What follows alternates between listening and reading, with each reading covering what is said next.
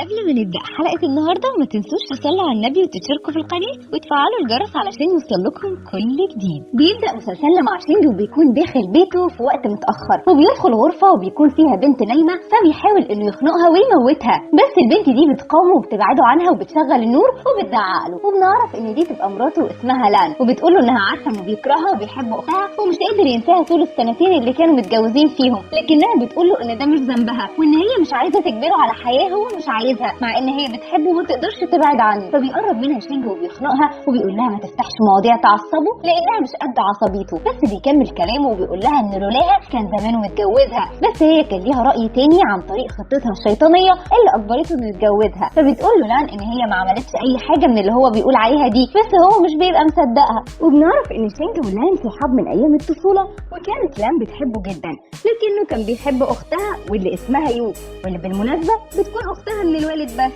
وفي يوم صحي شينجي من النوم لقى نفسه نايم في غرفه في فندق ولان نايمه جنبه على نفس السرير، ومش بيبقى فاكر ايه اللي حصل بينهم لانه ما كانش واعي، بس فجاه بيدخل صحفيين عليهم فبيعرف ان اللي عملت كده هي لان، وبتبقى فضيحه ليهم وليه هو مخطوف لانه رجل اعمال كبير ووريث شركه عيلته، وبسبب اللي حصل جده تعب من الفضيحه وكان الحل الوحيد علشان كل حاجه تتصلح هو ان شينجي يتجوز لان، وفعلا ده اللي حصل. وبتبقى حياه لان مع شينجي زي الجحيم لانه بيحاول انه يعذبها ويضايقها بابشع الطرق اللي مفيش ست تقبلها على نفسها، لحد ما لان بتطلب من شينجي انه يطلقها لانها ما بقتش قادره تستحمل الحياه الجافه دي، وكانها لعبه بيفرغ كل طاقته السلبيه وغضبه فيها. وتاني يوم بيروح شينجي لصديقه المفضل واللي بيكون اسمه شيني، وده يبقى صديقه هو ولان من زمان، وبيبقى عايز يقعد يفضفض معاه لانه بيكون مخنوق من الحياه مع لان، بس شيني بيقول له انه يعرف لان كويس وعارف انها بتحبه من ساعه ما عينيها اتفتحت على الدنيا، واللي حصل اكيد كان فيه سوء تفاهم وهو لازم يعملها بطريقه احسن من كده، بس شينجي بيقول له انه لو ما سكتش فهو هيرجع البيت ويخلص عليها. وفي نفس الوقت بتروح لان لصديقتها المفضله واللي بيكون اسمها شياو، وبيكون عندها حاله كبيره وبتلاحظ شياو ان لان حزينه، فبتقول لها اكيد الموضوع بسبب شينجي تاني، فبتقول لها لان ان الحياه معاه بقت صعبه وهي بقت عايزه تتطلق، فبتتصدم شياو وبتقول لها ان هي بتحبه بقالها 11 سنه ومش فاهمه ازاي دلوقتي هي عايزه تتطلق، فبتقول لها لان انها مش هتحس بصعوبه حياتها لانها مش عايشاها. وبتروح لان لوالدها علشان افتقدته جدا برغم انه اتبرى منها بعد اللي حصل، لكنها بتسمع اللي يغير نظرتها تماما، وهو ان لان بتسمع مرات والدها وهي بتتكلم عنها بطريقه وحشه جدا قدام والدها ويو، بس ده مش الغريب، لكن الغريب هو ان والدها هو كمان بيتكلم عليها وحش وبيقول ليو انه كتب لها كل شيء هو يملكه باسمها، وبتسمع كلام بيخليها تعرف ان محدش بيحبها في الدنيا دي بعد وفاه والدتها، وبتكتشف ان كل اللي حصل لها من فضايح مع شينج كانوا هم السبب فيه علشان يتبروا منها